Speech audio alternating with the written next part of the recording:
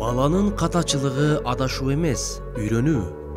Баланын өзүнө болгон баасы жогору болгондугуна келечекте ишеничтүү кадамдарды таштап, жашоосун ойдогудай кура алат. Бул үчүн ал кичинесинен кетирген катачылыгынан сабак алганды билиши керек. Бала бул нерсеге үйрөнүш үчүн ата-энеси билиши керек болгон айрым эрежелерди сунабыз. Биринчи, өзүңүз үлгү көрсөтүңүз.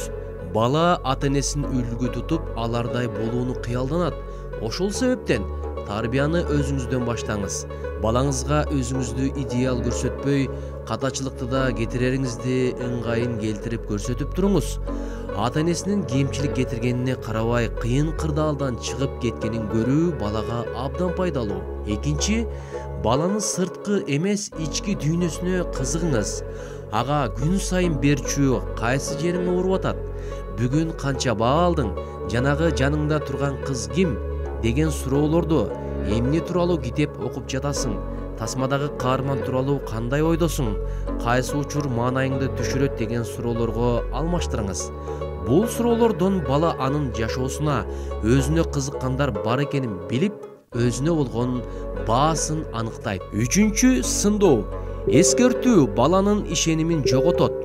Балаңызды сындап, улам эскертүү бергенден алыс болуңуз. Чоң кишилердей эле кичинекей наристенин деле мындан каалоосу өчүп, ишеними жоголот. Төртүнчү, катачылыгын анализдөөнү үйрөтүңүз. Балаңыз жашоосунда баарын биринчи жолу жасап көрүп жаткан чагы.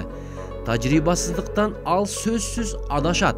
Андай учурда катачылыксыз иш болбой турганын айтыңыз. Сен азаматсың, эр жүрөк күчтүүсүң. Дагы бир жолу аракеттенип көр деген колдоо сөздөрүңүздү аябаңыз.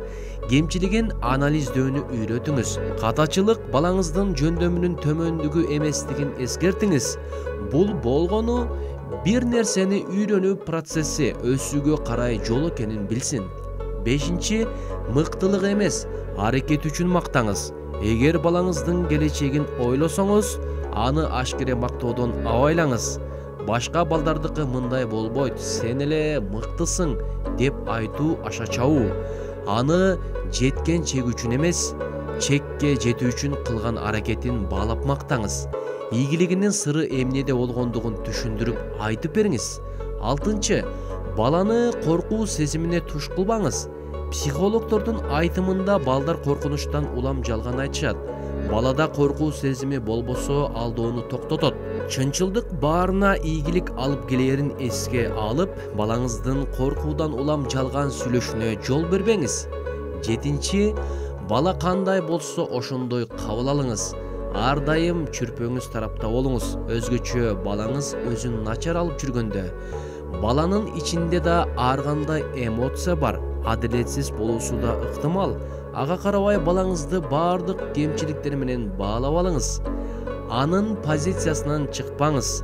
Кандай гана кырдаал болбосун, балаңыз сиз аны жакшы көрөрүңүздү сезүүгө тийиш. Сегизинчи, өз оюн айтууга мүмкүнчүлүк бериңиз. Биз чоңдор көпчүлүк учурда баланын оюн эске албай, анын сөзүн ашыкча, маанисиз катар көрөбүз. Бирок муну менен биз эч качан ишенимдүү баланы тарбиялай албайбыз. Балаңыздан эмне каалап жатканын сурап, каалоосун ишке ашырууда көмөкчү болуңуз.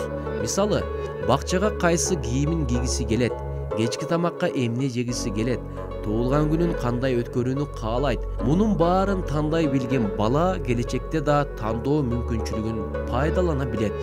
Тогузунчу, дем күч бериңиз. Эгер балаңыз бир ишти колго алса, сөзсүз колдоого алып, дем берип жанында туруңуз. Бирок эч качан анын ордуна ишти бүтүрбөңүз. Балаңыз бир нече жолу аракет кылса дагы, акыры аны өзү аягына чыгарсын. Онунчу, башкага салыштырбаңыз. Өзү жасай албай жаткан нерсе башка бирөөнүн колунан келип жатканы үчүн бала кабатырланат. Бул тынчсыздануусуна кошул ташыл кылып балаңызды башкаларга салыштырбаңыз. Андан көрө тиги балага кандай көндүмдөр жардам берип жатканын, ал нерсени өзүндө кантип өнүктүрүүгө болорун үйрөтүңүз. Эгер салыштыруу керек болуп жатса, өзүнүн өткөн күнүн пайдаланыңыз. Мисалы, кечээ күнү такыр окшошпой жатты эле, бүгүн үйрөнүп калыптырсың. Же бүгүн эки эле ката кетирдиң деп. балага бул чоң шык берет. Булак Лыдикеже биздин каналга катталып, пайдалуу маалыматтардан кабардар болуп туруңуз.